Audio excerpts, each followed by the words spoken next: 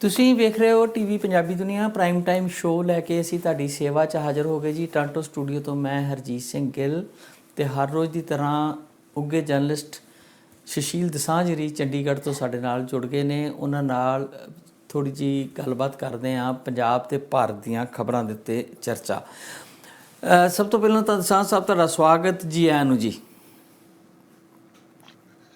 ਬਹੁਤ ਸ਼ੁਕਰੀਆ ਜੀ, ਬਹੁਤ ਮਿਹਰਬਾਨੀ ਹਰਜੀਤ ਗਿੱਲ ਜੀ ਤੇ ਟੀਵੀ ਪੰਜਾਬੀ ਦੁਨੀਆ ਦੇ ਸਾਰੇ ਦਰਸ਼ਕਾਂ ਦਾ ਵੀ ਚੰਡੀਗੜ੍ਹ ਸਟੂਡੀਓ ਤੋਂ ਸਵਾਗਤ ਹੈ ਜੀ। ਹਰਜੀਤ ਜੀ ਦਸਾਂਝ ਸਾਹਿਬ, ਆਪਾਂ ਵੇਖੀਏ ਤਾਂ ਸ਼ੁਰੂਆਤ ਕਰਦੇ ਹਾਂ ਆਪਾਂ ਯੂਪੀ 'ਚ ਜਿਹੜੀ ਕੱਲ੍ਹ ਹੋਈ ਆ, ਲੰਘਿਆ ਕੱਲ੍ਹ, ਸਾਡਾ ਤਾਂ ਅੱਜ ਚੱਲ ਹੀ ਰਿਹਾ ਚੋਣ, ਤੇ ਉਹਦੇ ਵਿੱਚ 60% ਦੇ ਕਰੀਬ ਪੋਲਿੰਗ ਹੋਈ ਆ ਤੇ ਬਹੁਤ ਸਾਰੀਆਂ ਖਬਰਾਂ ਯੂਪੀ ਤੋਂ ਵੀ ਆ ਰਹੀਆਂ ਨੇ ਬਾਰ-ਬਾਰ ਇਹ ਕਿ ਹੋਰ ਕਈ ਜਰਨਲਿਸਟ ਜਿਹੜੇ ਉਹ ਦਾਅਵਾ ਕਰ ਰਹੇ ਨੇ ਕਿ ਐਰਕੀ ਯੂਪੀ ਜਿਹੜੀ ਆ ਉਹ ਬੀਜੇਪੀ ਕੋਲੋਂ ਖੁੱਸਦੀ ਲੱਗਦੀ ਆ।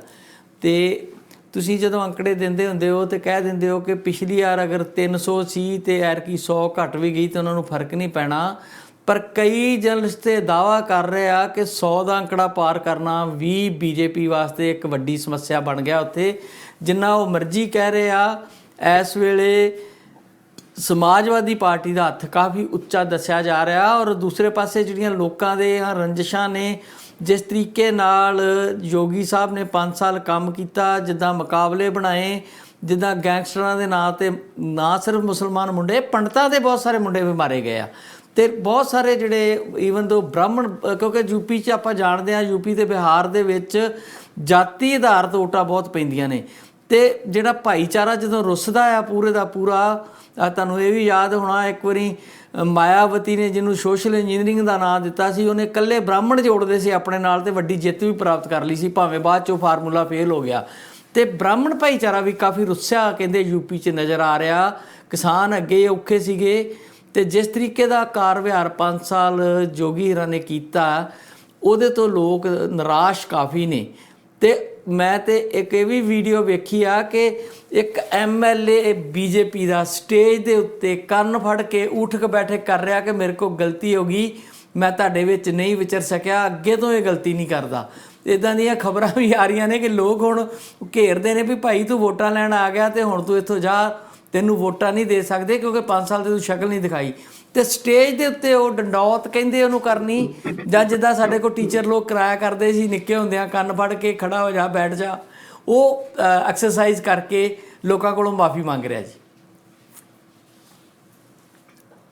ਬਿਲਕੁਲ, ਉਹ ਵੀਡੀਓ ਮੈਂ ਵੀ ਦੇਖੀ ਆ।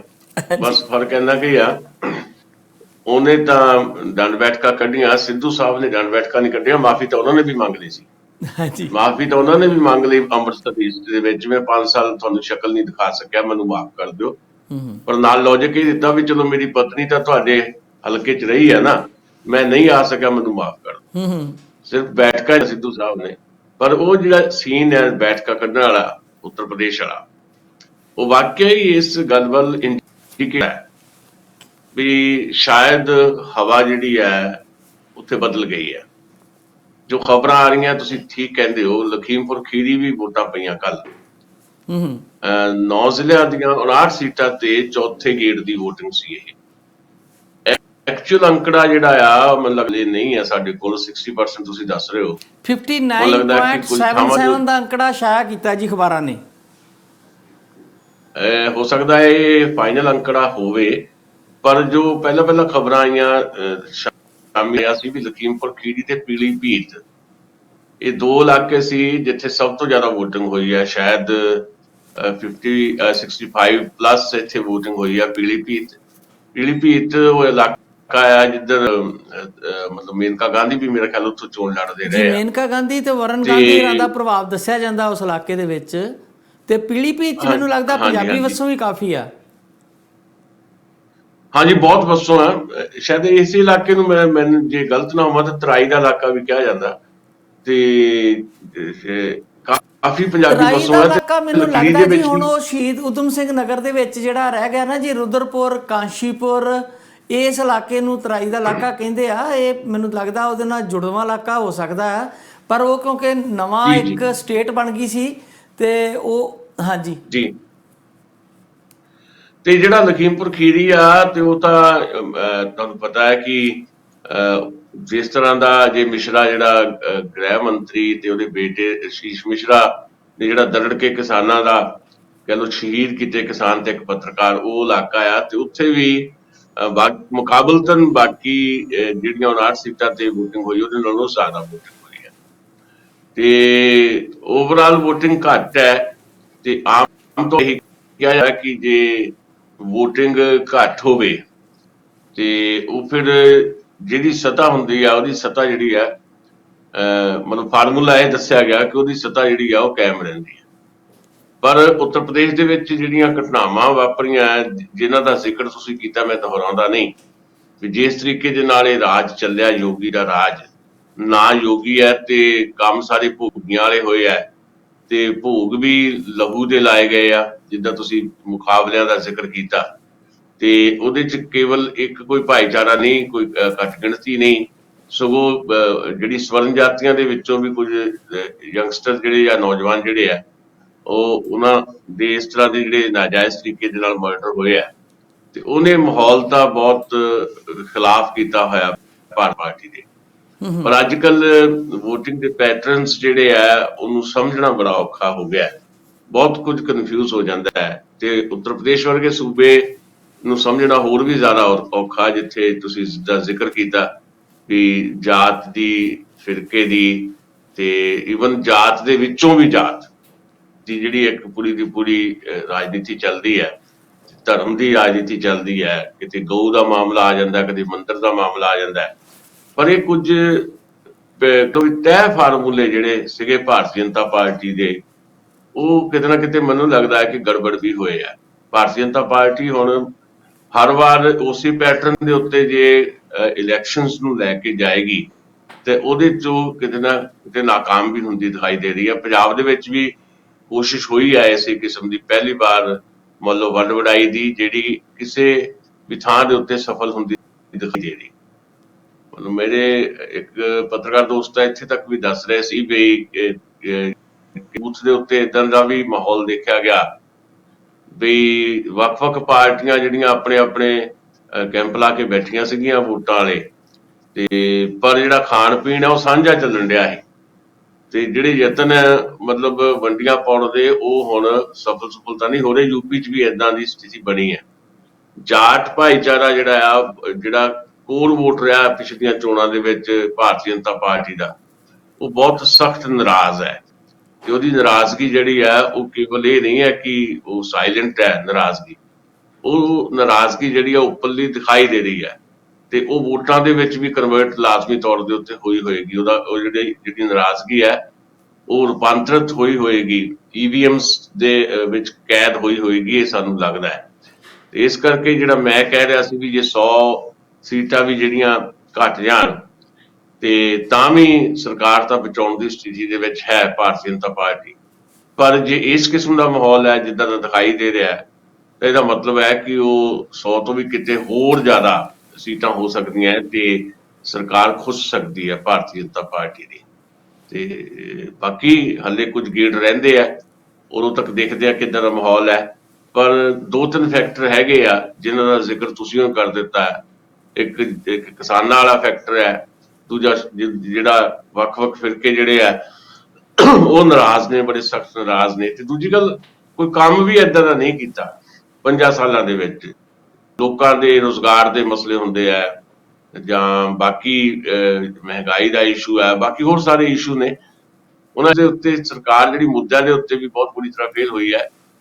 ਭਾਈਚਾਰਿਆਂ ਦੇ ਵਿੱਚ ਨਫ਼ਰਤ ਫੈਲਾਉਣ ਦੀ ਰਾਜਨੀਤੀ ਜਿਹੜੀ ਆ ਉਹ ਵੀ ਨੰਗੀ ਹੋਈ ਹੈ ਤੇ ਜਿਹੜੇ ਵੱਖ-ਵੱਖ ਲੋੜਾਂ, ਸਮੱਸਿਆਵਾਂ ਜਾਂ ਜ਼ਰੂਰਤਾਂ ਜਿਹੜੀਆਂ ਹੈਗੀਆਂ ਲੋਕਾਂ ਦੀਆਂ, ਉਹ ਵੀ ਪੂਰਾ ਕਰਨ ਦੇ ਵਿੱਚ ਜਿਹੜੀ ਆ ਸਰਕਾਰ ਨਾਕਾਮ ਰਹੀ ਹੈ। ਇਹਦਾ ਗੁੱਸਾ ਵੀ ਵੋਟ ਦੇ ਪ੍ਰਤੀਕਰਮ ਦੇ ਤੌਰ ਤੇ ਜ਼ਰੂਰ ਨਿਕਲੇਗਾ।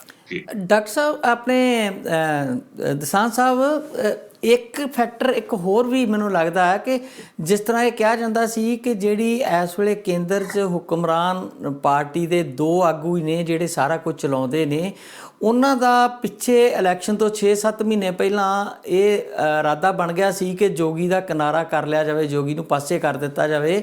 ਪਰ ਕਿਤੇ ਨਾ ਕਿਤੇ RSS ਦੀ ਨੀਤੀ ਕਰਕੇ ਜਾਂ ਉਹਦੀ ਆਪਣੀ ਪਕੜ ਹੋਣ ਕਰਕੇ, ਧੜੱਲੇਦਾਰ ਪਕੜ ਆਪਣੀ ਕੈਬਨਿਟ ਤੇ ਆਪਣੇ ਯੂਪੀ ਦੇ ਵਿੱਚ ਹੋਣ ਕਰਕੇ ਇਹ ਸੰਭਵ ਨਹੀਂ ਸੀ ਹੋ ਸਕਿਆ।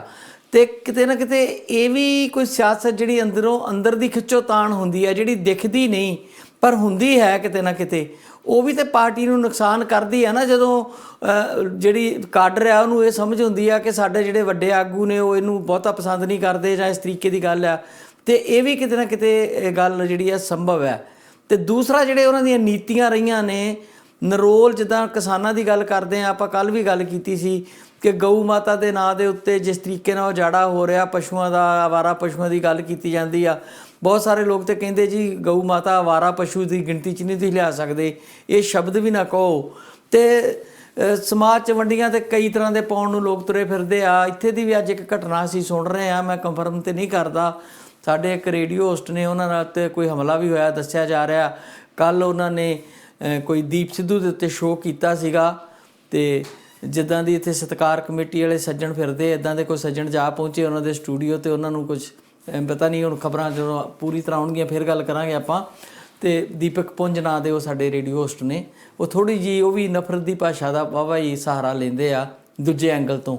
ਤੇ ਇਸ ਤਰ੍ਹਾਂ ਦੀਆਂ ਜਿਹੜੀਆਂ ਵੰਡੀਆਂ ਪਾਉਣ ਵਾਲਾ ਸਮਾਜ ਦੇ ਵਿੱਚ ਲੋਕ ਨੇ ਹਰ ਜਗ੍ਹਾ ਅਵੇਲੇਬਲ ਨੇ, ਖਾਸ ਕਰਕੇ ਸਾਡੇ ਭਾਈਚਾਰਿਆਂ 'ਚ ਤਾਂ ਲਗਾਤਾਰ ਇਸ ਤਰ੍ਹਾਂ ਦੀਆਂ ਗੱਲਾਂ ਆਪਾਂ ਸੁਣਦੇ ਹਾਂ। ਸੋ ਯੂਪੀ ਦੇ ਵਿੱਚ ਜਿਸ ਤਰ੍ਹਾਂ ਇਹ ਗੱਲ ਮੈਂ ਤੁਹਾਡੇ ਨਾਲ ਸਾਂਝੀ ਕਰ ਰਿਹਾ ਕਿ ਇੱਕ ਕਾਡਰ ਨੂੰ ਇਹ ਸੁਨੇਹਾ ਜਾਂਦਾ ਹੈ ਕਿ ਇਹਦੀ ਕੋਈ ਬਹੁਤੀ ਪੁੱਛ ਜਾਂ ਇੱਦਾਂ ਨਹੀਂ ਹੈ, ਉੱਪਰ ਵਾਲੀ ਲੀਡਰਸ਼ਿਪ ਲਾਈਕ ਨਹੀਂ ਕਰਦੀ। ਤੇ ਦੂਜਾ ਮੈਂ ਤੁਹਾਡੇ ਨਾਲ ਲੱਗਵਾਂ ਹੀ ਸਵਾਲ, ਕਿਉਂਕਿ ਯੋਗੀ ਰਾਂ ਤੋਂ ਬਾਅਦ ਆਪਾਂ ਪੰਜਾਬ ਵੱਲ ਪਰਤਣਾ ਜਾਂ ਕੁਝ ਹੋਰ ਖਬਰ ਕਰਨੀ ਆ, ਇਹ ਕਿ ਵੇਖਣ ਨੂੰ ਬਹੁਤ ਸਾਰੇ ਲੋਕਾਂ ਨੂੰ ਵੀ ਲੱਗਦਾ ਹੋਣਾ ਤੇ ਉੱਦਾਂ ਵੀ ਲੱਗਦਾ ਹੈ ਕਿ ਇੱਕ ਮੱਠ ਦਾ ਮੁਖੀਆ ਹੋਵੇ ਬੰਦਾ ਤੇ ਭੰਗਵੇਂ ਕੱਪੜੇ ਪਾ ਕੇ ਰੱਖਦਾ ਤੇ ਉਹ ਅਨਪੜ੍ਹ ਟਾਈਪ ਹੋਣਾ, ਜੋਗੀਆਂ ਵਾਂਗੂ ਮੁੰਦਰਾਂ ਪਾਈਆਂ ਨੇ ਕੰਨ 'ਚ। ਪਰ ਕਿਹਾ ਜਾਂਦਾ ਹੈ ਕਿ ਉਹ ਸਾਇੰਸ ਦੇ ਸਟੂਡੈਂਟ ਨੇ, BSc ਮੈਡੀਕਲ ਉਹਨਾਂ ਨੇ ਕੀਤੀ ਹੋਈ ਆ, ਤੇ ਜਿਸ ਤਰੀਕੇ ਨਾਲ ਸਾਇੰਸ ਦੀਆਂ ਧੱਜੀਆਂ ਉਡਾਉਂਦੇ ਨੇ, ਸ਼ਾਇਦ ਉਹ ਮੇਰੇ ਖਿਆਲ ਕੋਈ ਹੋਰ ਸਾਧੂ ਸੰਤ ਵੀ ਉੱਦਾਂ ਨਾ ਉਡਾਉਂਦਾ ਹੋਵੇ। ਕਿਤੇ ਨਾ ਕਿਤੇ ਤਰਕ ਤੇ ਹੁੰਦਾ ਹੀ ਆ ਨਾ। ਤੇ ਸਾਇੰਸ ਦੀ ਪੜ੍ਹਾਈ ਕਰਨ ਦਾ ਫਿਰ ਕੀ ਮਕਸਦ ਰਹਿ ਜਾਂਦਾ ਜੀ? ਦੇਖੋ, ਜਿਹੜਾ ਤਾਂ ਇੰਟਰਨਲ ਇਹਨਾਂ ਦਾ ਮਾਮਲਾ ਹੈਗਾ RSS ਤੇ ਭਾਰਤੀ ਜਨਤਾ ਪਾਰਟੀ ਦਾ, ਜਾਂ ਦੋ ਲੋਕ ਹੀ ਜਿਹੜੇ ਆ ਭਾਰਤੀ ਜਨਤਾ ਪਾਰਟੀ ਨੂੰ ਚਲਾ ਰਹੇ ਨੇ, ਜਿਹਦਾ ਅਕਸਰ ਅਸੀਂ ਜ਼ਿਕਰ ਕਰਦੇ ਹਾਂ, ਉਹ ਤਾਂ ਗੱਲ ਠੀਕ ਹੈ ਤੁਹਾਡੀ ਕਿ ਉਹ ਤਾਂ ਰਹੇਗਾ ਵੀ ਹਾਂ ਕਿਵੇਂ ਕਿਸੇ ਤਰੀਕੇ ਦੇ ਨਾਲ ਜਿਹੜਾ ਯੋਗੀ ਆਦਿੱਤਿਆਨਾਥ ਜਿਹੜੇ ਇੱਕ ਪੈਰਲਰ ਨਰਿੰਦਰ ਮੋਦੀ ਦੇ ਮੁਕਾਬਲੇ 'ਚ ਜਿਹੜਾ ਲਿਆਉਣ ਦੀ ਕੋਸ਼ਿਸ਼ ਰਹੀ ਹੈ, ਤੇ ਉਹਨੂੰ ਕਿਸ ਤਰੀਕੇ ਨਾਲ ਵੱਖ ਕੀਤਾ ਜਾਏ, ਉਹ ਤਾਂ ਹੈ ਨੋ ਡਾਊਟ। ਪਰ ਇਹ ਬੜਾ ਸੈਂਸਿਟਿਵ ਜਿਹਾ ਮਾਮਲਾ ਭਾਰਤੀ ਜਨਤਾ ਪਾਰਟੀ ਲਈ, ਖਾਸ ਤੌਰ ਤੇ ਨਰਿੰਦਰ ਮੋਦੀ ਤੇ ਅਮਿਤ ਸ਼ਾਹ ਲਈ। ਜੇ ਉਹਨੂੰ ਪਾਸੇ ਕਰਦੇ ਕਰਦੇ ਉੱਤਰ ਪ੍ਰਦੇਸ਼ ਹੀ ਹਾਰ ਗਏ ਤਾਂ ਫਿਰ 2024 'ਚ ਕੀ ਬਣੂਗਾ? ਫਿਰ ਜਿਹੜਾ ਉਹ ਉੱਤਰ ਪ੍ਰਦੇਸ਼ ਦੀ ਜਨਤਾ ਨੇ ਨੈਰੇਟਿਵ ਸੈੱਟ ਕਰ ਦੇਣਾ ਵੀ 2024 ਤੱਕ ਬਹੁਤੀ ਦੇਰ ਨਹੀਂ, ਮਤਲਬ 2022 ਜਿਹੜੀ ਆ ਉਹ ਜੇ ਹਾਰ ਗਿਆ ਯੂਪੀ, ਤੇ ਜਿੱਦਾਂ ਦੀਆਂ ਸਥਿਤੀਆਂ ਜਿਹੜੀਆਂ ਉੱਤਰਾਖੰਡ 'ਚ ਦੱਸੀਆਂ ਜਾ ਰਹੀਆਂ, ਉੱਥੇ ਵੀ ਭਾਰਤੀ ਜਨਤਾ ਪਾਰਟੀ ਜਿਹੜੀ ਹੈ ਮੁਸ਼ਕਲ 'ਚ ਹੈ। ਕਾਂਗਰਸ ਪਾਰਟੀ ਜਿਹੜੀ ਆ ਉਹ ਬਿਹਤਰ ਸਥਿਤੀ 'ਚ ਦੱਸੀ ਗਈ ਹੈ। ਬਾਕੀ ਚਲੋ ਛੋਟੀਆਂ ਸਟੇਟਾਂ, ਪਰ ਪੰਜਾਬ ਨਹੀਂ ਛੱਡਿਆ ਜਾ ਸਕਦਾ। ਜਿੰਨੇ ਯਤਨ ਪੰਜਾਬ 'ਚ ਉਹਨਾਂ ਨੇ ਕੀਤੇ ਆ, ਤੇ ਉਹਦੇ ਬਾਵਜੂਦ ਵੀ ਪੰਜਾਬ 'ਚ ਜੇ ਕੁਝ ਪੱਲੇ ਨਹੀਂ ਪਿਆ ਤੇ ਉਧਰ ਯੂਪੀ ਵੀ ਹਾਰ ਗਏ, ਫਿਰ ਤਾਂ 2024 ਤਾਂ ਬਹੁਤ ਵੱਡਾ ਸੰਕਟ ਹੈ ਨਰਿੰਦਰ ਮੋਦੀ ਲਈ। ਇਸ ਕਰਕੇ ਉਚੇਸ਼ ਦੇ ਨਾਲ ਇੰਟੈਂਸ਼ਨਲੀ ਕੱਲ ਨੂੰ ਜਿੱਤਣ ਤੋਂ ਬਾਅਦ ਮੋਦੀ ਨੂੰ ਸਾਈਡ ਤੇ ਕਰ ਦਿੱਤਾ ਜਾਏ, ਵੱਖਰੀ ਗੱਲ ਹੈ, ਪਰ ਉਹਨੂੰ ਆਪਣੇ ਯੋਗੀ ਨੂੰ ਮਤਲਬ ਪਾਸੇ ਕਰਨ ਦੇ ਨਾਂ ਦੇ ਉੱਤੇ ਯੂਪੀ ਹੀ ਹੱਥੋਂ ਚਲਾ ਜਾਏ, ਇਹ ਸ਼ਾਇਦ ਨਰਿੰਦਰ ਮੋਦੀ ਤੇ ਅਮਿਤ ਸ਼ਾਹ ਜਿਹੜੇ ਆ ਉਹ ਨਹੀਂ ਕਰਨਗੇ। ਸੋ ਹਾਂ, ਇਹ ਜ਼ਰੂਰ ਹੈ ਕਿ ਇੱਕ ਮੈਸੇਜ ਜਿੱਦਾਂ ਤੁਸੀਂ ਜ਼ਿਕਰ ਕੀਤਾ ਕਿ ਕਨਵੇ ਤਾਂ ਹੋ ਜਾਂਦਾ ਹੈ ਥੱਲੇ ਜਿਹੜੇ ਉਪਾਸ਼ਕ ਹੈਗੇ ਆ ਨਰਿੰਦਰ ਮੋਦੀ ਦੇ ਜਾਂ ਅਮਿਤ ਸ਼ਾਹ ਦੇ, ਵੀ ਹਾਂ ਇਹ ਬੰਦੇ ਨੂੰ ਸਾਡੇ ਜਿਹੜੇ ਵੱਡੇ ਲੀਡਰ ਆ ਪਸੰਦ ਨਹੀਂ ਕਰਦੇ। ਉਹਨਾਂ ਦਾ ਜਿਹੜਾ ਆਪਣਾ ਹਲਕਾ ਆ ਉੱਥੇ ਸ਼ਾਇਦ ਰਿਐਕਸ਼ਨ ਦੇ ਤੌਰ ਦੇ ਉੱਤੇ ਉਹਨਾਂ ਨੂੰ ਵਿਧਾਨ ਸਭਾ ਦੇ ਵਿੱਚ ਪਹੁੰਚਣੇ ਨਾ ਦਿੱਤਾ ਜਾਏ, ਇਹ ਪੋਸੀਬਿਲਿਟੀ ਤਾਂ ਹੈ। ਪਰ ਸਾਰੇ ਯੂਪੀ ਦੇ ਵਿੱਚ ਭਾਰਤੀ ਜਨਤਾ ਪਾਰਟੀ ਨੂੰ ਇੱਕ ਬੰਦੇ ਕਰਕੇ ਹਰਾ ਲਿਆ ਜਾਏ, ਇਹ ਸ਼ਾਇਦ ਰਣਨੀਤੀ ਨਹੀਂ ਹੋਏਗੀ। ਬਾਕੀ ਆਦਿੱਤਿਆਨਾਥ ਯੋਗੀ ਜਿਹੜੇ ਆ ਉਹ ਜੋ ਕਰ ਰਹੇ ਆ, ਜੋ ਕੀਤਾ ਉਹ ਆਪਣੇ ਸਾਹਮਣੇ ਆ, ਉਹਦੇ 'ਚ ਕਿਤੇ ਵਿਗਿਆਨ ਤਾਂ ਦਿਖਾਈ ਨਹੀਂ ਦਿੰਦਾ ਜਿੱਦਾਂ ਤੁਸੀਂ ਗੱਲ ਕੀਤੀ ਹੈ। ਸਾਇੰਸ ਦੇ ਕਹੇ ਜਾਂਦੇ ਆ, ਸਾਇੰਸ ਤਾਂ ਉਦਣੇ ਮਰ ਗਈ ਹੋਏਗੀ ਜਿਸ ਦਿਨ ਉਹਨੇ ਭਗਵੇਂ ਕੱਪੜੇ ਪਾ ਲਏ ਹੋਣਗੇ।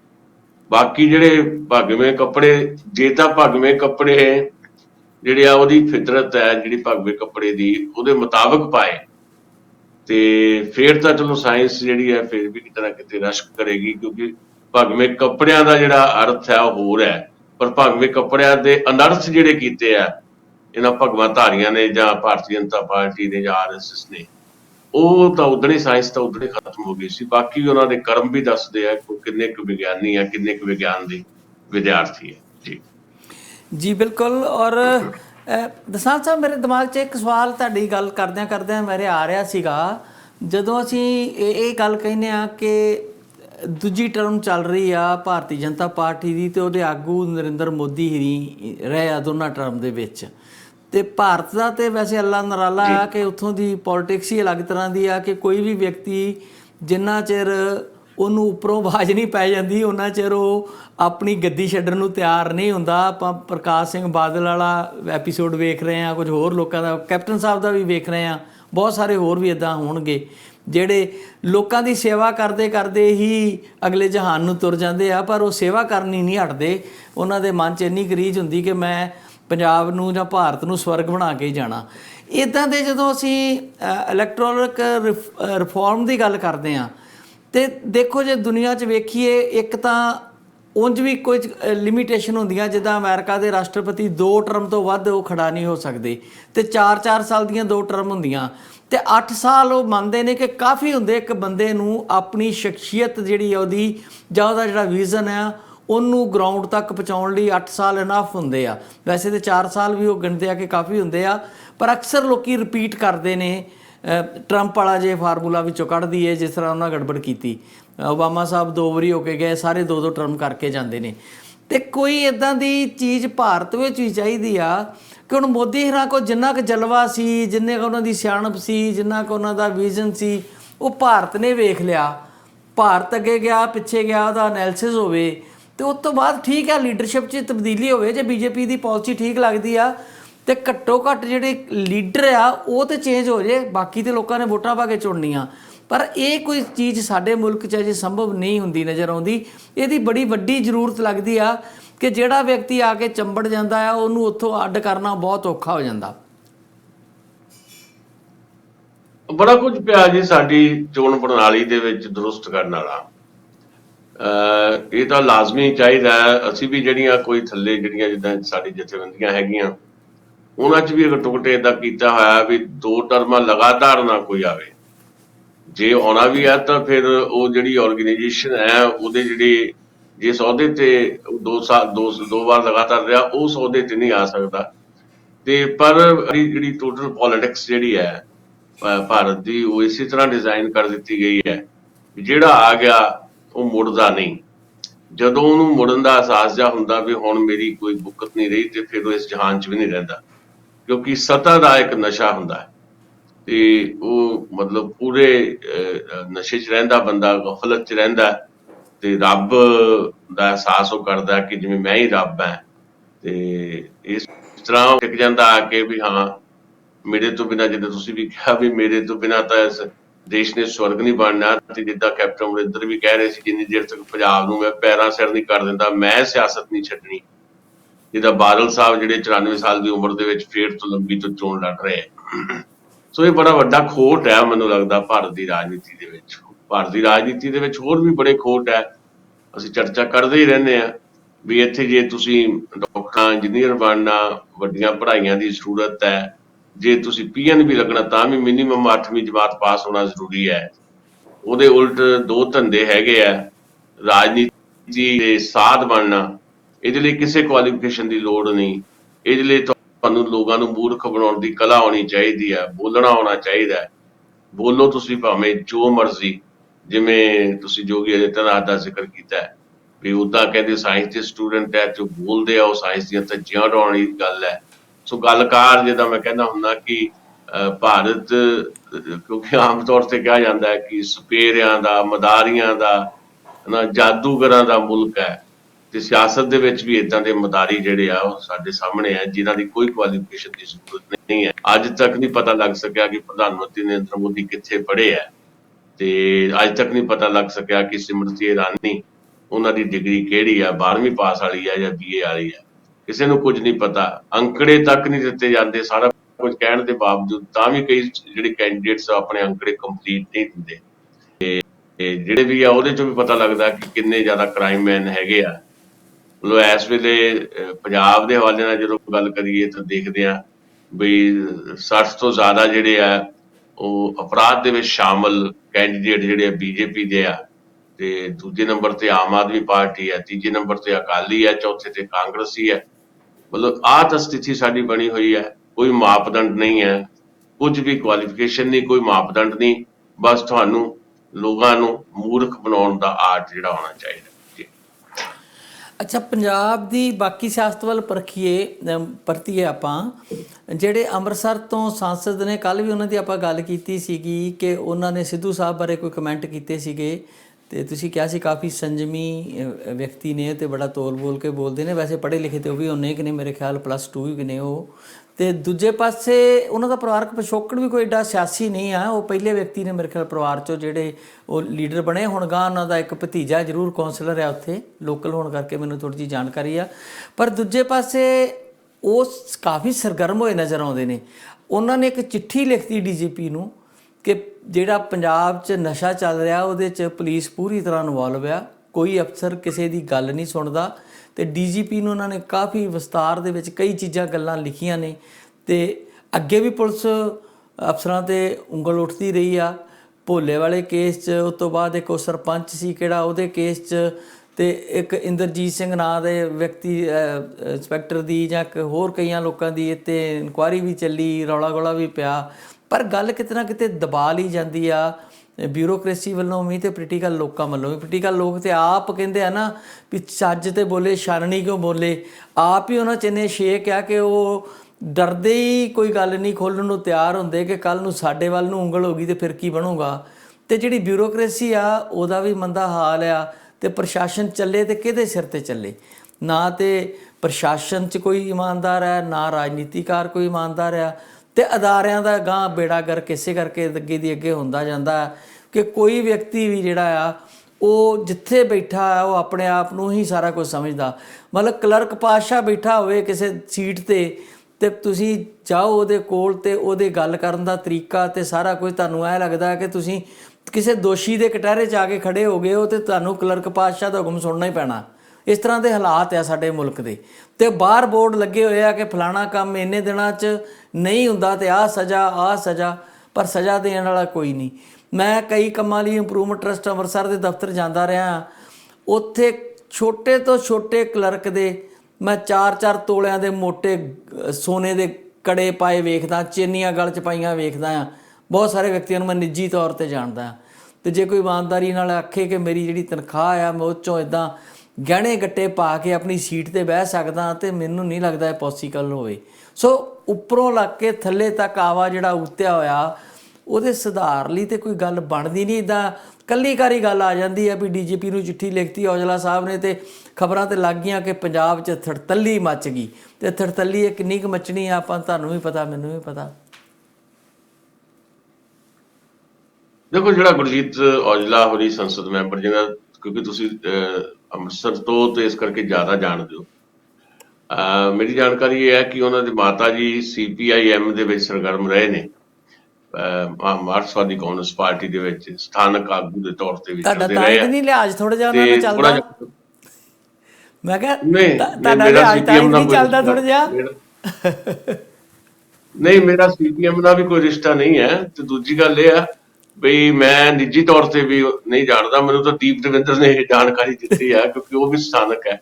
ਦੀਪ ਰਵਿੰਦਰ ਨੇ ਇੱਕ ਵਾਰ ਮੈਂ ਪੁੱਛਿਆ ਸੀ ਤੇ ਉਹਨਾਂ ਨੇ, ਕਿਉਂਕਿ ਹੁਣ ਮੈਗਜ਼ੀਨ ਦੇ ਪਾਠਕ ਨੇ ਉਹਨਾਂ ਦੇ ਮਦਰ, ਤੇ ਉਹ ਮੈਂ ਕਿਹਾ ਵੀ ਗੁਰਜੀਤ ਔਜਲੇ ਦੀ ਮਦਰ ਉਹ ਹੁਣ ਦੀ ਪਾਠਕ ਕਿੱਦਾਂ ਹੋ ਸਕਦੀ ਹੈ, ਵੀ ਉਹ ਤਾਂ ਕਾਂਗਰਸ ਦਾ ਮੈਂਬਰ ਪਾਰਲੀਮੈਂਟ ਆ, ਉੱਥੇ ਤਾਂ ਕੋਈ ਕਲਚਰ ਨਹੀਂ। ਕਹਿੰਦਾ ਨਹੀਂ, ਉਹ CPM ਦੇ ਵਿੱਚ ਹੈਗੇ ਆ।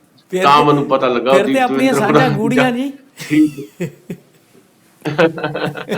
ਚਲੋ ਖੈਰ ਜੋ ਵੀ ਆ, ਮੈਂ ਕਿਉਂਕਿ ਮੈਨੂੰ ਇਹ ਲੱਗਦਾ ਸੀ ਵੀ ਜਿਹੜਾ ਕੋਈ ਘਰ 'ਚ ਪੜ੍ਹਨ ਲਿਖਣ ਦਾ ਜਿੱਥੇ ਕੋਈ ਥੋੜਾ ਬਹੁਤ ਕਲਚਰ ਹੋਵੇ ਤੇ ਉੱਥੇ ਲੋਕ ਬਿਲਕੁਲ ਸਹੀ ਗੱਲ ਕਰ ਰਹੇ ਹੋ। ਹਾਂਜੀ, ਥੋੜੇ ਬਹੁਤ ਤਾਂ ਸੰਜਮੀ ਹੁੰਦੇ ਹੀ ਆ। ਜੋ ਸੰਜਮ ਦਿਖਾਇਆ ਵੀ ਗੁਰਜੀਤ ਔਜਲਾ, ਉਹ ਸੰਜਮ ਏਦਾਂ ਦਿਖਾਇਆ ਵੀ ਘਟਨਾ ਤਾਂ ਇਹ ਹੋਈ ਜਿੱਦਣ ਪ੍ਰਿਯੰਕਾ ਗਾਂਧੀ ਆਈ, ਜੋ ਬਾਅਦ 'ਚ ਜਾਣਕਾਰੀਆਂ ਆਈਆਂ, ਪ੍ਰਿਯੰਕਾ ਗਾਂਧੀ ਅੰਮ੍ਰਿਤਸਰ ਆਏ ਤੇ ਉਸ ਦਿਨ ਕਾਫੀ ਮਤਲਬ ਹੱਦ ਤੱਕ ਕੀਤੀ ਨਵਜੋਤ ਸਿੰਘ ਸਿੱਧੂ ਨੇ ਗੁਰਜੀਤ ਔਜਲਾ ਸਣੇ ਬਾਕੀ ਸਥਾਨਕ ਕਾਂਗਰਸੀਆਂ ਦੀ। ਇਹ ਮਤਲਬ ਬਕਾਇਦਾ ਇੱਕ ਰਿਪੋਰਟ ਵੀ ਛਪੀ ਆ, ਕੱਲ ਮੈਂ ਫਿਰ ਬਾਅਦ ਵਿੱਚ ਪੜ੍ਹੀ ਹੈ। ਤੇ ਉਦੋਂ ਤੋਂ ਨਾਰਾਜ਼ ਸੀਗੇ ਬਹੁਤੇ ਕਾਂਗਰਸੀ, ਜਿਹੜੇ ਸਥਾਨਕ ਕਾਂਗਰਸੀ ਆ ਸਮੇਤ ਗੁਰਜੀਤ ਔਜਲਾ ਦੇ, ਤੇ ਉਦੋਂ ਹੀ ਬੋਲਣਾ ਚਾਹੁੰਦੇ ਸੀ। ਪਰ ਜੋ ਜਾਣਕਾਰੀ ਆਈ ਹੈ ਵੀ ਮਾਮਲਾ ਇੰਨਾ ਵਿਗੜ ਚੱਲਦਾ ਸੀ ਵੀ ਕਿਤੇ ਜੇ ਇਹ ਬੋਲ ਪਏ ਕਾਂਗਰਸੀ ਤੇ ਸੱਚਮੁੱਚ ਹੀ ਨਵਜੋਤ ਸਿੰਘ ਸਿੱਧੂ ਲਈ ਉਹਨਾਂ ਦੀ ਸੀਟ ਜਿੱਤਣੀ ਬਹੁਤ ਔਖੀ ਹੋ ਜਾਏਗੀ। ਤਾਂ ਰਾਹੁਲ ਗਾਂਧੀ ਨੂੰ ਇੰਟਰਵੀਨ ਕਰਨਾ ਪਿਆ। ਰਾਹੁਲ ਗਾਂਧੀ ਨੇ ਗੁਰਜੀਤ ਔਜਲਾ ਨੂੰ ਕਿਹਾ ਫੋਨ ਕਰਕੇ ਵੀ ਤੁਸੀਂ ਚੁੱਪ ਰਹੋ ਘੱਟੋ ਘੱਟ ਵੋਟਾਂ ਪੈਣ ਵਾਲੇ ਦਿਨ ਤੱਕ। ਇਸੇ ਕਰਕੇ 20 ਤੋਂ ਤੁਰੰਤ ਬੋਲੇ ਆ। ਇਸ ਕਰਕੇ ਸੰਜਮ ਤਾਂ ਉਹਨਾਂ ਨੇ ਦਿਖਾਇਆ, ਬਾਰ-ਬਾਰ ਵਰਜਦੇ ਰਹੇ ਨਵਜੋਤ ਸਿੰਘ ਸਿੱਧੂ ਨੂੰ ਹਾਈਕਮਾਨ ਵਾਲੇ ਵੀ ਤੁਸੀਂ ਬੋਲਣਾ ਨਹੀਂ, ਤੁਸੀਂ ਬੋਲਣਾ ਨਹੀਂ। ਕਿਸੇ ਕਿਸਮ ਦਾ ਕੋਈ ਸੰਜਮ ਨਹੀਂ ਰੱਖਿਆ ਨਵਜੋਤ ਸਿੰਘ ਸਿੱਧੂ ਨੇ। ਉੱਥੇ ਮੰਨ ਕੇ ਆ ਜਾਂਦੇ ਸੀ, ਇੱਥੇ ਆ ਕੇ ਪਟਾਕੇ ਪਾ ਦਿੰਦੇ ਸੀ। ਗੁਰਜੀਤ ਔਜਲੇ ਨੇ ਇੰਨਾ ਕੁ ਸੰਜਮਤਾ ਰੱਖਿਆ, ਉਹ ਚੋਣਾਂ ਆਖਰੀ ਵੋਟ ਪੈਣ ਤੱਕ ਨਹੀਂ ਬੋਲੇ।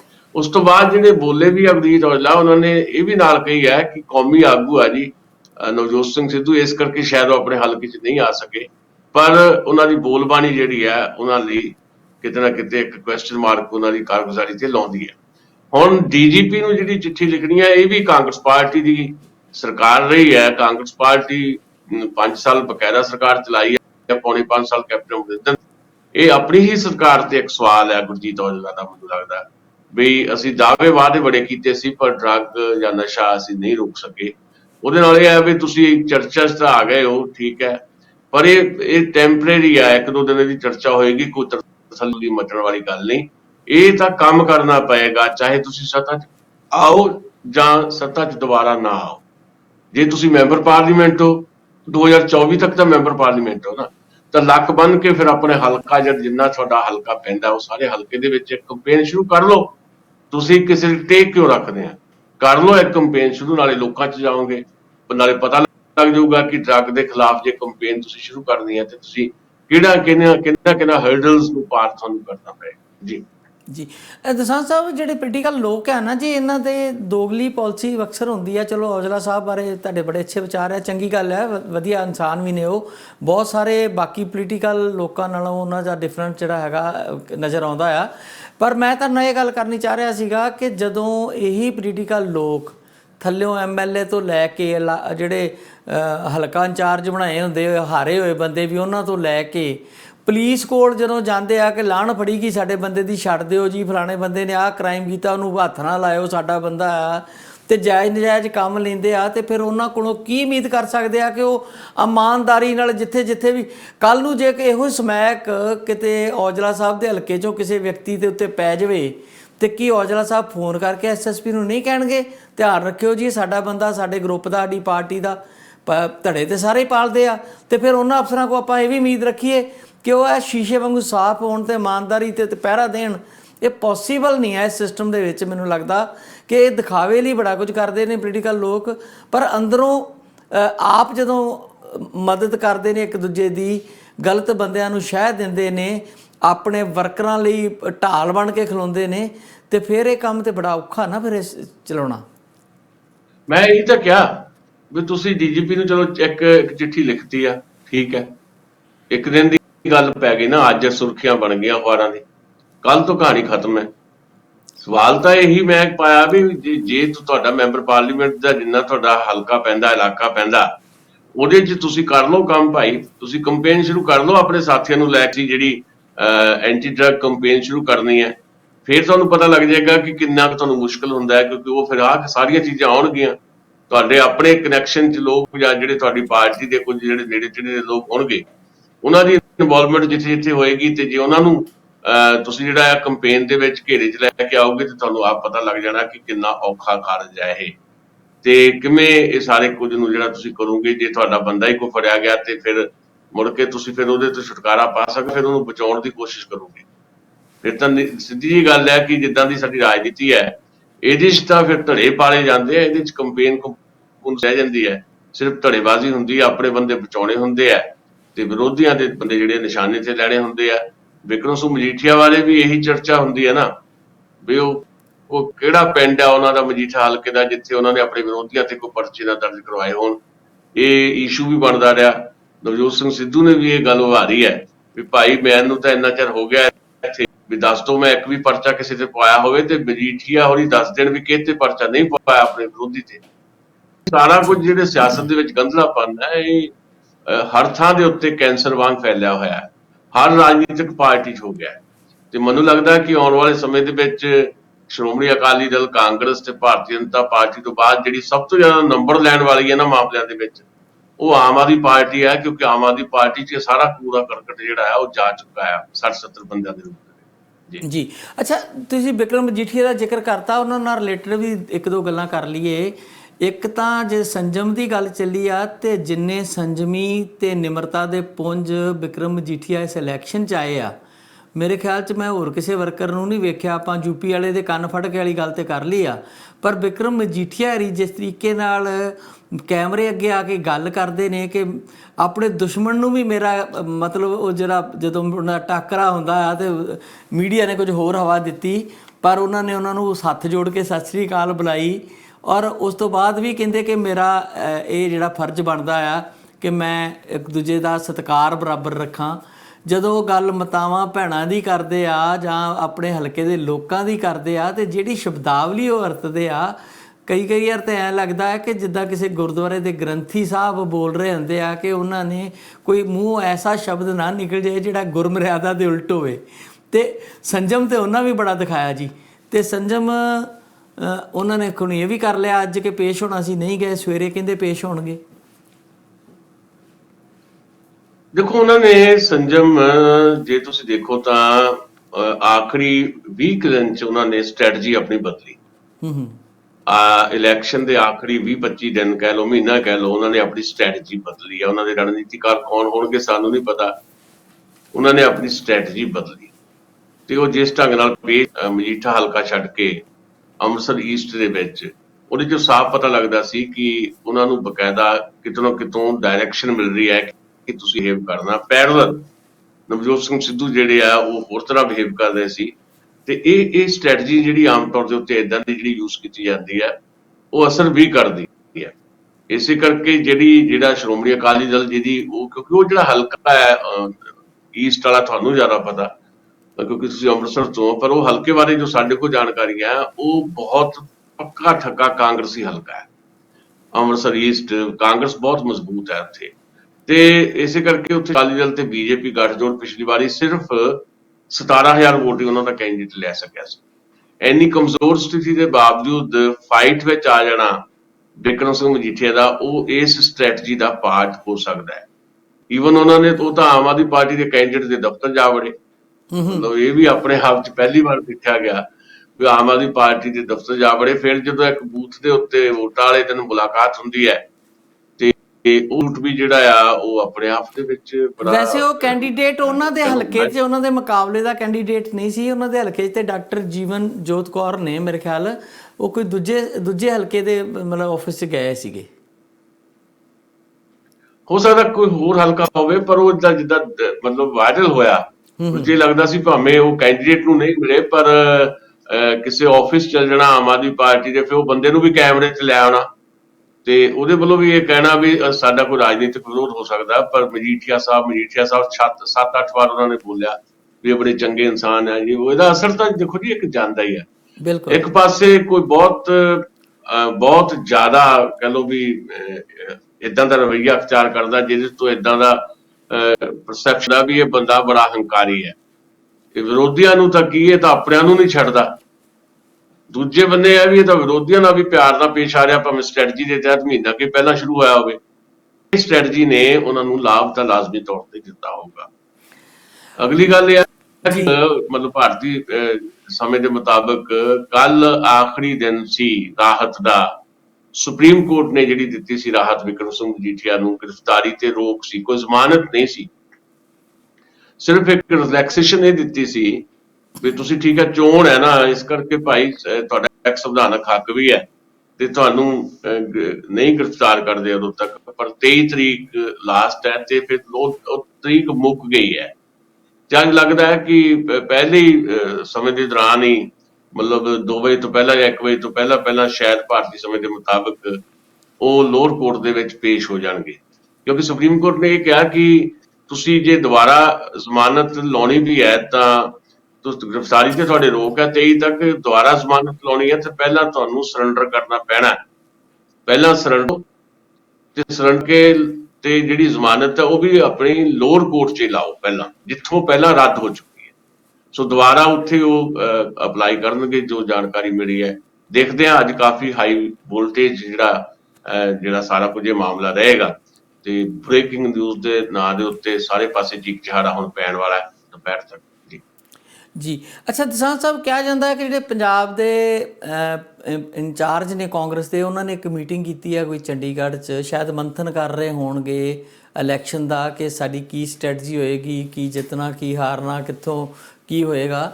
ਉਹਦੇ ਵਿੱਚ ਪਾਰਟੀ ਪ੍ਰਧਾਨ ਨੂੰ ਸੱਦਾ ਹੀ ਨਹੀਂ ਦਿੱਤਾ ਗਿਆ।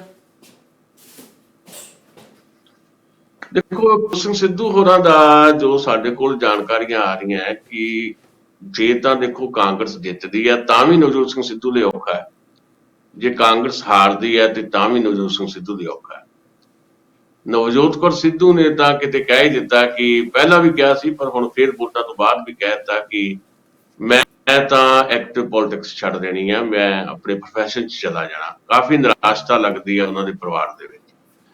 ਉਹ ਜਿੱਤਦੇ ਆ ਹਾਰਦੇ ਆ ਨਵਜੋਤ ਸਿੰਘ ਸਿੱਧੂ, ਕਾਂਗਰਸ ਪਾਰਟੀ 'ਚ ਬਹੁਤਾ ਲੰਮਾ ਸਮਾਂ ਸ਼ਾਇਦ ਉਹ ਨਾ ਰਹਿ ਸਕਣ, ਕਿਉਂਕਿ ਜੇ ਉਹ ਜਿੱਤਦੇ ਆ ਤਾਂ ਉਹ ਚੰਨੀ ਦੇ ਖਾਤੇ ਪਾ ਦਿੱਤਾ ਜਾਣਾ, ਇਹ ਕਹਿ ਕੇ ਕਿ ਦੇਖੋ ਜੀ ਕੰਪੇਨ ਤਾਂ ਸਾਰੀ ਚਰਨਜੀਤ ਸਿੰਘ ਚੰਨੀ ਨੇ ਜਿਹੜੀ ਆ ਉਹ ਕੀਤੀ ਆ, ਅਗਵਾਈ ਉਹਨੇ ਦਿੱਤੀ ਹੈ।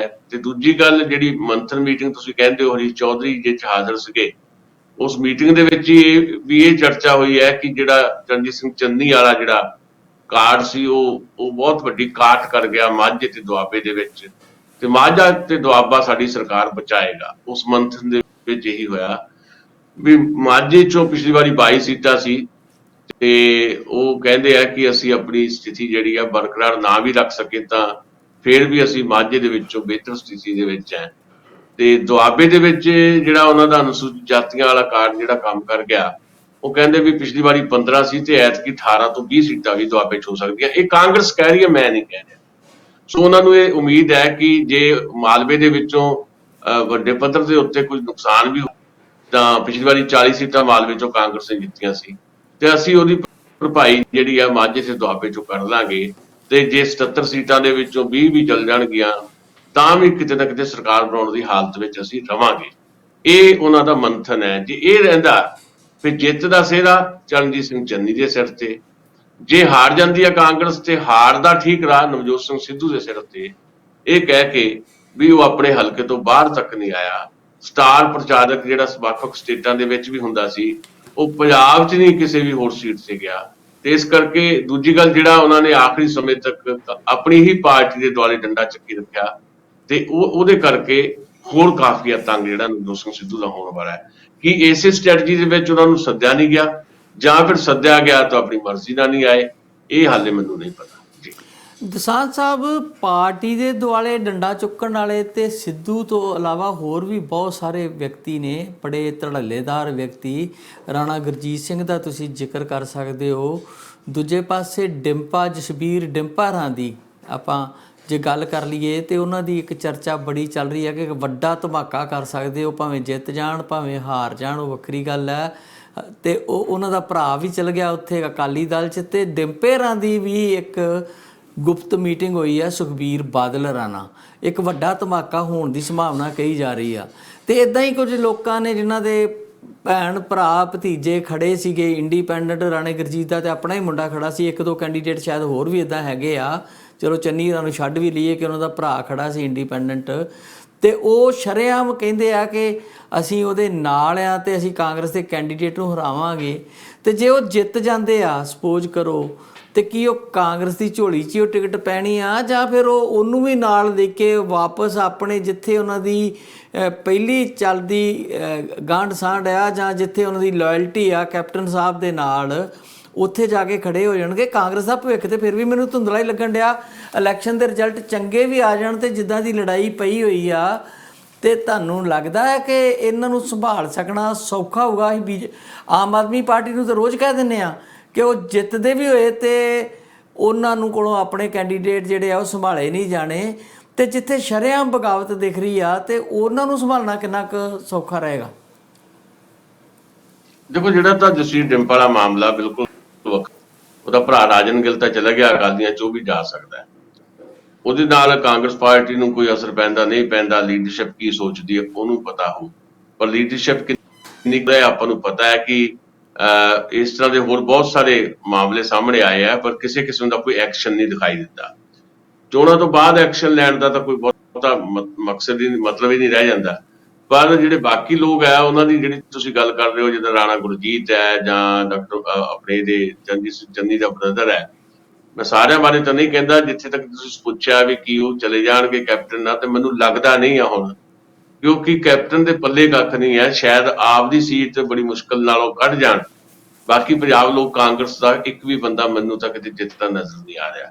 ਉਹਨਾਂ ਨਾਲ ਜਾ ਕੇ ਲੈਣਾ ਕੀ ਆ? ਹਾਂ, ਇਹ ਜ਼ਰੂਰ ਹੈ ਵੀ ਜੇ ਕੱਲ ਨੂੰ ਮਤਲਬ ਪੱਕਾ ਰਿਸ਼ਤਾ ਬੀਜੇਪੀ ਨਾਲ ਜੁੜ ਜਾਂਦਾ ਕੈਪਟਨ ਅਮਰਿੰਦਰ ਦਾ, ਤੇ ਜਿਹੜੀ ਸਤਾ ਬੀਜੇਪੀ ਉਹਦਾ ਇੱਕ ਲਾਲਚ ਜਿਹੜਾ ਆ ਇਹਨਾਂ ਨੂੰ ਉੱਥੇ ਲਿਜਾ ਸਕਦਾ ਹੈ। ਪਰ ਜੇ ਸਰਕਾਰ ਬਣਦੀ ਹੋਈ ਕਾਂਗਰਸ ਦੀ, ਫਿਰ ਇਹ ਕਾਂਗਰਸ 'ਚ ਹੀ ਰਹਿਣਗੇ। ਤੇ ਕੀ ਨਾ ਇਹਦਾ ਡਾਕਟਰ ਮਨੋਹਰ ਹੈ ਸ਼ਾਇਦ ਚੰਨੀ ਦੇ ਭਰਾ ਦਾ, ਉਹਨੇ ਵੀ ਕਿਹਾ ਸੀ ਮੈਂ ਸੀਟ ਜਿੱਤਣੀ ਹੈ ਤੇ ਜਿੱਤ ਕੇ ਮੈਂ ਕਾਂਗਰਸ ਦੀ ਝੋਲੀ 'ਚ ਪਾਉਣੀ ਹੈ। ਤੇ ਉਹਨੇ ਵੀ ਕਿਹਾ ਸੀ ਨਵਤੇਜ ਚੀਮੇ ਦੇ ਖਿਲਾਫ ਆਪਣਾ ਮੁੰਡਾ ਖੜਾ ਕੀਤਾ ਰਾਣਾ ਗੁਰਜੀਤ ਨੇ, ਵੀ ਉਹਨੂੰ ਤਾਂ ਹਰਾਉਣਾ ਹੀ ਹਰਾਉਣਾ ਹੈ ਤੇ ਮੇਰਾ ਮੁੰਡਾ ਜਿੱਤੂਗਾ, ਭਾਵੇਂ ਇੰਡੀਪੈਂਡੈਂਟ ਜਿੱਤੂਗਾ, ਜਿੱਤਣ ਤੋਂ ਬਾਅਦ ਸੀਟ ਕਾਂਗਰਸ ਦੀ ਝੋਲੀ ਪਾਉਣੀ ਹੈ। ਉਹ ਮਤਲਬ ਅਜੀਬ ਜਿਹਾ ਮਾਮਲੇ ਹੈਗੇ ਆ। ਦੇਖੋ, ਅਸੀਂ ਇਹਦੇ ਤੇ ਅਕਸਰ ਚਰਚਾ ਕਰਦੇ ਹਾਂ ਵੀ ਤੁਹਾਡੀ ਸਿਧਾਂਤਕਾਰੀ ਤਾਂ ਹੁਣ ਰਾਜਨੀਤੀ 'ਚ ਰਹੀ ਨਹੀਂ ਹੈ। ਕੀ ਹੋਣਾ ਕੀ ਨਹੀਂ ਹੋਣਾ ਇਹ ਕੱਖ ਨਹੀਂ ਪਤਾ। ਇੱਥੇ ਕੋਈ ਪੱਕਾ ਦੁਸ਼ਮਣ ਨਹੀਂ, ਕੋਈ ਮਿੱਤਰ ਨਹੀਂ। ਇੱਕ ਦੂਜੇ ਨੂੰ ਗਾਲੀ ਗਲੋਚ ਦੀ ਭਾਸ਼ਾ ਦੇ ਵਿੱਚ ਬੋਲਣ ਵਾਲੇ ਜਿਹੜੇ ਲੋਕ ਆ ਉਹ ਕਦੋਂ ਕਿਹਦੀ ਛਤਰੀ 'ਚ ਜਾ ਪੈਂਦੇ ਆ। ਸੁਖਪਾਲ ਸਿੰਘ ਖਹਿਰੇ ਦੀ ਐਗਜ਼ਾਮਪਲ ਆਪਣੇ ਸਾਹਮਣੇ ਆ, ਜਿੰਨਾ ਉਹ ਬੋਲੇ ਆ ਕੈਪਟਨ ਅਮਰਿੰਦਰ ਦੇ ਖਿਲਾਫ, ਤੇ ਉਹਨਾਂ ਦੀ ਛਤਰੀ ਦੇ ਹੇਠਾਂ ਕਾਂਗਰਸ ਜੁਆਇਨ ਕੀਤੀ, ਕੈਪਟਨ ਆਪ ਕਾਂਗਰਸ 'ਚ ਰਹੇ ਨਹੀਂ। ਸੋ ਇਹ ਸਾਰੇ ਤਮਾਸ਼ੇ ਹੋ ਰਹੇ ਨੇ। ਰਾਜਨੀਤੀ ਦਾ ਮੈਨੂੰ ਲੱਗਦਾ ਸਿਰੇ ਦਾ ਨਿਗਾਰ ਹੈ। ਇਸ ਨਿਗਾਰ ਦੇ ਵਿੱਚੋਂ ਕਦੋਂ ਪੰਜਾਬੀਆਂ ਨੇ ਬਾਹਰ ਦਾ ਰਸਤਾ ਲੱਭਣਾ ਆ, ਇਹ ਦੇ ਗਰਭ ਦੇ ਵਿੱਚ ਇਹਦੀ ਕੋਈ ਮਿਤੀ ਜਿਹੜੀ ਆ ਜਾਂ ਇਹਦੀ ਕੋਈ ਤਰੀਕ ਤੈਅ ਨਹੀਂ ਕੀਤੀ ਜਾ ਸਕਦੀ। ਦਸਾਂਝ ਸਾਹਿਬ, ਤੁਹਾਨੂੰ ਸ਼ਬਦ ਯਾਦ ਹੋਣਾ ਜਦੋਂ ਇੱਥੇ ਬੰਗਾਲ 'ਚ ਇਲੈਕਸ਼ਨ ਚੱਲ ਰਹੀ ਸੀ ਤੇ ਬੜਾ ਪਾਪੂਲਰ ਕੀਤਾ ਗਿਆ ਸੀ ਖੇਲਾ ਹੋਵੇ, ਤੇ ਪੰਜਾਬ ਲਈ ਪਤਾ ਨਹੀਂ ਕੋਈ ਸ਼ਬਦ ਘੜਿਆ ਕਿ ਨਹੀਂ, ਤੇ ਜੇ ਉਹ ਖੇਲਾ ਇੱਥੇ ਹੋ ਗਿਆ ਤੇ ਕਿੰਨੇ ਕਿਹਦੇ ਨਾਲ ਜਾਣਾ, ਇਹਦੀ ਕੌਣ ਗਰੰਟੀ ਲਊਗਾ? ਜੇ ਖੇਲਾ ਬੀਜੇਪੀ ਨੇ ਕਰਨਾ ਹੋਇਆ ਆਪਣੇ ਢੰਗ ਦਾ, ਤੇ ਕੈਪਟਨ ਸਾਹਿਬ ਤੇ ਉਹਨਾਂ ਦੇ ਜਿਹੜੇ ਪੈਰੋਕਾਰ ਇੱਧਰ ਉੱਧਰ ਤੁਰੇ ਖਿੰਡਰੇ ਨੇ, ਉਹਨਾਂ ਨੂੰ ਇਕੱਠਿਆ ਕਰਨਾ ਬੀਜੇਪੀ ਲਈ ਕੀ ਔਖਾ? ਕੈਪਟਨ ਸਾਹਿਬ ਦੇ ਕੋਲ ਤੇ ਭਾਵੇਂ ਨਾ ਜਾਣ ਉਹ, ਪਰ ਬੀਜੇਪੀ ਕੈਪਟਨ ਸਾਹਿਬ ਦੇ ਖਾਸ ਬੰਦੇ ਬੀਜੇਪੀ ਦੇ ਚੋਣ ਨਿਸ਼ਾਨ ਲਈ ਤਰਲੇ ਮਾਰਦੇ ਰਹੇ ਆ, ਤੇ ਫਿਰ ਜੇ ਉਹ ਖੇਲਾ ਹੋ ਗਿਆ ਤੇ ਫਿਰ ਕੀ ਹੋਊਗਾ? ਦੇਖੋ, ਮੈਂ ਤੁਹਾਨੂੰ ਦੱਸਦਾ ਇੱਕ ਗੱਲ, ਇਹ ਖੇਲਾ ਜਿੱਦਾਂ ਦਾ ਮਰਜ਼ੀ ਹੋ ਜਾਏ, ਜਿਹੜੇ ਚੋਣਾਂ ਤੋਂ ਪਹਿਲਾਂ ਬੀਜੇਪੀ 'ਚ ਗਏ ਆ ਨਾ, ਇੱਕ ਤਾਂ ਜਾ ਕੇ ਵਾਪਸ ਆ ਗਿਆ ਸੀ, ਮੁੜ ਕੇ ਫੇਰ ਚਲਾ ਗਿਆ। ਇਹ ਜਿਹੜੇ ਗਏ ਆ ਨਾ, ਮੈਂ ਇਹ ਪੱਕੀ ਗੱਲ ਆ ਵੀ ਠੀਕ ਹੈ ਕੇਂਦਰੀ ਸੱਤਾ ਦੇ ਲਾਲਚ ਦੇ ਵਿੱਚ ਚੱਲ ਗਏ ਵੀ ਕੁਝ ਨਾ ਕੁਝ ਤਾਂ ਮਿਲਦਾ ਰਹੂਗਾ, ਪਰ ਇਹ ਮੈਨੂੰ ਨਹੀਂ ਲੱਗਦਾ ਕਿ ਬਹੁਤਾ ਲੰਮਾ ਸਮਾਂ ਬੀਜੇਪੀ 'ਚ ਰਹਿਣ ਵਾਲੇ ਆ, ਕਿਉਂਕਿ ਪੰਜਾਬ 'ਚ ਬੀਜੇਪੀ ਦਾ ਮਤਲਬ ਸਾਰਾ ਜ਼ੋਰ ਲਾਉਣ ਦੇ ਬਾਵਜੂਦ ਵੀ ਕੋਈ ਜਨਤਕ ਆਧਾਰ ਨਹੀਂ ਬਣਦਾ। ਇਹ ਤੁਹਾਡੇ ਚੋਣਾਂ ਦੇ ਨਤੀਜੇ ਨੇ ਵੀ ਤੈਅ ਕਰ ਦੇਣਾ। ਹਾਲ ਫਿਲਹਾਲ ਮਤਲਬ ਸਿਚੁਏਸ਼ਨਸ ਹੈ, ਜੇ ਤਾਂ ਆਮ ਆਦਮੀ ਪਾਰਟੀ ਕੁਝ ਬਿਹਤਰ ਕਰਦੀ ਦਿਖਾਈ ਦਿੱਤੀ ਜਾਂ ਸਰਕਾਰ ਬਣਾਉਣ ਤੱਕ ਪਹੁੰਚ ਗਈ, ਜਿਹੜੇ ਦਾਅਵੇ ਬੜੇ ਕੀਤੇ ਆ ਖੁਦ ਆਮ ਆਦਮੀ ਪਾਰਟੀ ਨੇ ਤੇ ਮੀਡੀਆ 'ਚ ਵੀ ਬਹੁਤ ਇਹ ਗੱਲ ਚੱਲੀ ਹੈ, ਫਿਰ ਦੇਖੋ ਅਸੀਂ ਸਥਿਤੀਆਂ ਬਦਲੀਆਂ ਹੋਈਆਂ ਦੇਖਾਂਗੇ। ਫਿਰ 3 ਥਾਵਾਂ ਦੇ ਉੱਤੇ ਸਾਰੀਆਂ ਚੀਜ਼ਾਂ ਵੰਡੀਆਂ ਜਾਣੀਆਂ, ਕਾਂਗਰਸ, ਆਮ ਆਦਮੀ ਪਾਰਟੀ ਤੇ ਸ਼੍ਰੋਮਣੀ ਅਕਾਲੀ ਦਲ। ਉਹਦੇ 'ਚ ਵੀ ਭਾਰਤੀ ਜਨਤਾ ਪਾਰਟੀ ਦੁਬਾਰਾ ਜੇ ਅਕਾਲੀ ਦਲ ਨਾਲ ਗੱਠਜੋੜ 'ਚ ਜਾਂਦੀ ਹੈ ਤਾਂ ਥੋੜਾ ਬਹੁਤ ਉਹਦਾ ਬਚਦਾ ਜਾਣਾ ਉਹ ਤੇ ਹੈਗਾ ਹੀ ਹੈ, ਨਹੀਂ ਤਾਂ ਇਕੱਲੇ ਤੌਰ ਦੇ ਉੱਤੇ ਪੰਜਾਬ ਦੇ ਵਿੱਚ ਚਾਹੇ ਉਹਨਾਂ ਨਾਲ ਕੈਪਟਨ ਅਮਰਿੰਦਰ ਆ ਜਾਵੇ, ਚਾਹੇ ਸੁਖਦੇਵ ਸਿੰਘ ਆ ਜਾਵੇ, ਚਾਹੇ ਹੋਰ ਵੱਡੇ ਨਾ ਆ ਜਾਣ, ਤਾਂ ਉਹਨਾਂ ਦੇ ਪੱਲੇ ਕੱਖ ਨਹੀਂ ਹੈ।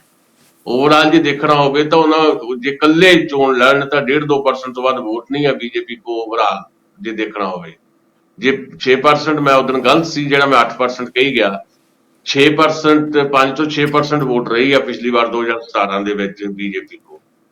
ਜੇ 5 ਤੋਂ 6% ਰਹੀ ਹੈ ਤਾਂ ਬੀਜੇਪੀ ਦੀ ਵੋਟ ਨਹੀਂ ਹੈ, ਉਹਦੇ 'ਚ 4% ਵੋਟ ਤਾਂ ਅਕਾਲੀ ਦਲ ਦੀ ਵੋਟ ਉਹਨੂੰ ਪਈ ਹੋਈ ਹੈ, 2% ਹੀ ਉਹਨਾਂ ਕੋਲ ਵੋਟ। ਕੋਈ ਬੀਐਸਪੀ ਨਾਲੋਂ ਕੋਈ ਬਹੁਤ ਬਿਹਤਰ ਪੋਜੀਸ਼ਨ 'ਚ ਨਹੀਂ ਹੈ, ਸਿਰਫ ਬਿਹਤਰ ਪੋਜੀਸ਼ਨ ਉਹਨਾਂ ਦੀ ਇਹੀ ਹੈ ਬੀਐਸਪੀ ਦੇ ਮੁਕਾਬਲੇ ਵੀ ਉਹਨਾਂ ਕੋਲ ਸ਼ਹਿਰੀ ਵੋਟਰ ਹੈ ਜਿਹੜਾ ਅਕਾਲੀ ਦਲ ਨੂੰ ਨਹੀਂ ਸੀ ਪੈਂਦਾ, ਉਹ ਇਹਨਾਂ ਕਰਕੇ ਅਕਾਲੀ ਦਲ ਨੂੰ ਪੈ ਜਾਂਦਾ ਸੀ।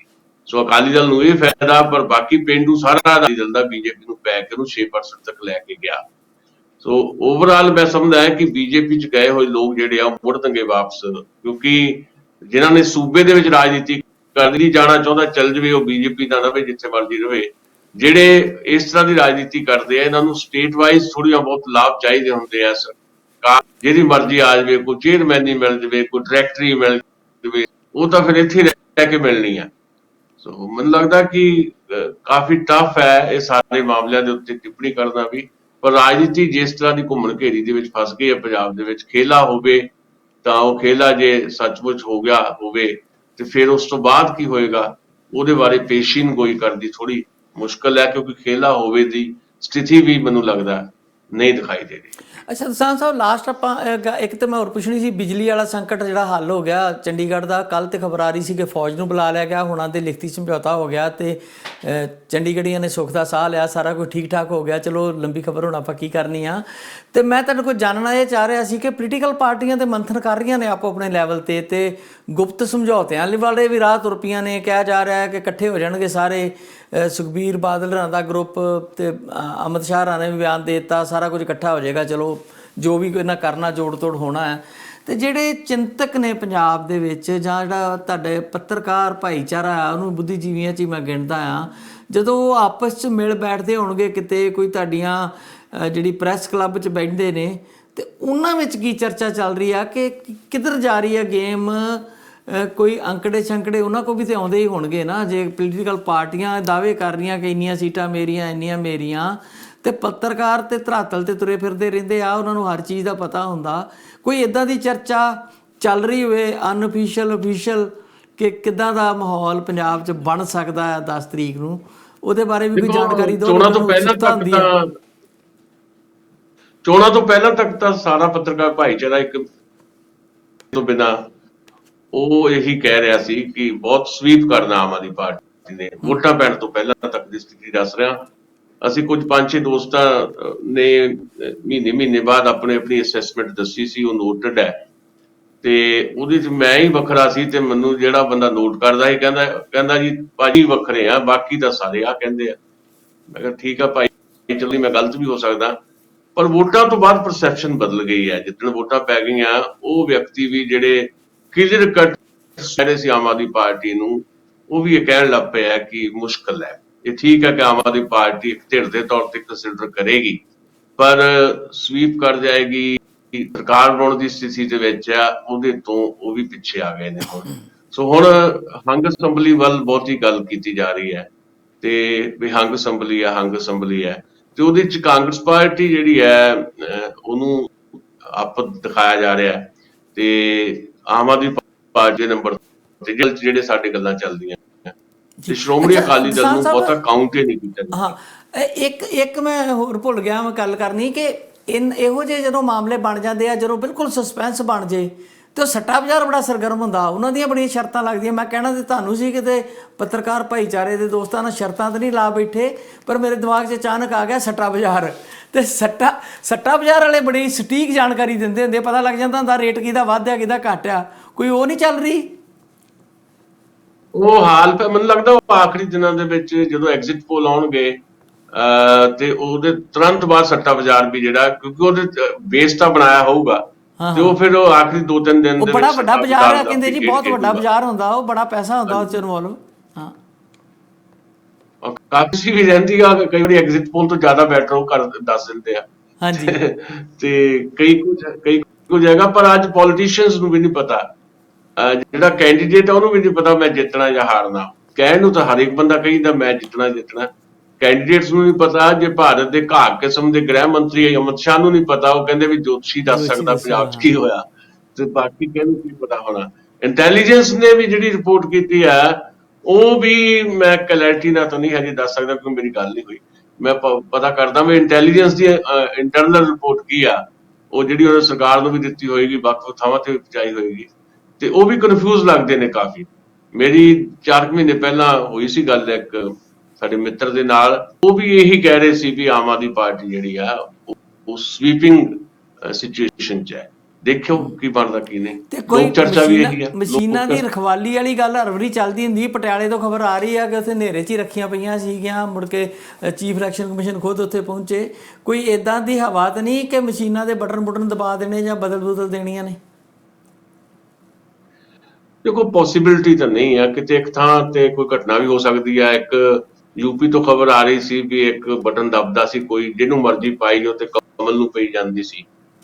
ਮੈਂ ਕਿਹਾ ਧਰਤੀ ਤੇ ਬੈਠ ਕੇ ਤੁਸੀਂ ਚੰਦ ਜਾਂ ਮੰਗਲ ਤੇ ਆਪਣੇ ਰੋਬੋਟ ਜਿਹੜੇ ਆ ਉਹਨਾਂ ਨੂੰ ਕੰਟਰੋਲ ਕਰ ਸਕਦੇ ਹੋ, ਤੇ ਈਵੀਐਮ ਨੂੰ ਕੰਟਰੋਲ ਕਰਨਾ ਕਿੰਨਾ ਔਖਾ ਹੈ।